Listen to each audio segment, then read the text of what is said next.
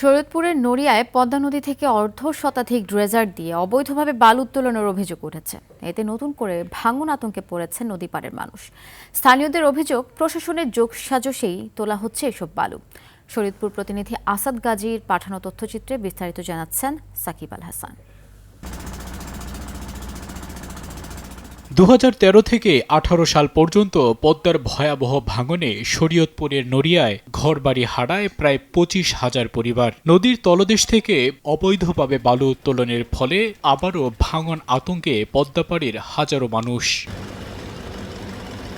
নড়িয়ার নৌপাড়া ও চর আত্রা মৌজায় পানি উন্নয়ন বোর্ডের চর খনন প্রকল্পের স্তূপ করা বালু নিলামে কেনেন ফরিদ আহমেদ রয়েল নামের এক বালু ব্যবসায়ী। শর্ত ছিল কেবল তীরের স্তূপ করা বালু নেয়ার। অভিযোগ উঠেছে, নিলামের অজুহাতে প্রতিদিন 80টি ড্রেজার দিয়ে 90 থেকে 1 লাখ ঘনমিটার বালু তুলছে তার লোকজন। এরই মধ্যে বসারচর এলাকার বহু কৃষকের নতুন করে জেগে ওঠা ফসলি জমি নদীগর্ভে বিলীন হয়ে গেছে। গভীর থেকে বালু উত্তোলন করা হচ্ছে এবং সেইটার ফলে যেটা হয় যে বিভিন্ন জায়গায় পানির গভীরতা যখন বেড়ে যায় তখন সেখানে প্রচন্ড স্রোতের সৃষ্টি হয়। বেরি ভাঙ্গা যদি আবার কাটতে লয়ে যায় তা কেমনে মানুষ তৈরিতে থাকবো।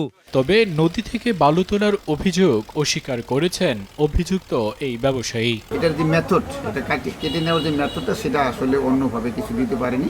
নিলামের শর্ত ভঙ্গ করা হলে তদন্ত করে ব্যবস্থা নেওয়া হবে বলছে উপজেলা প্রশাসন। যদি সে তার কার্যাদেশের কোনো শর্ত লঙ্ঘন করে তাহলে তার কার্যাদেশের শর্ত লঙ্ঘনের বিরুদ্ধে তার ব্যবস্থা হবে আইনানুগ।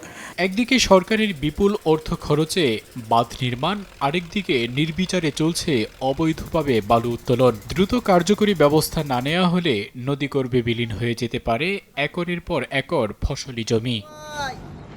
সাকিব আল হাসান, RTV।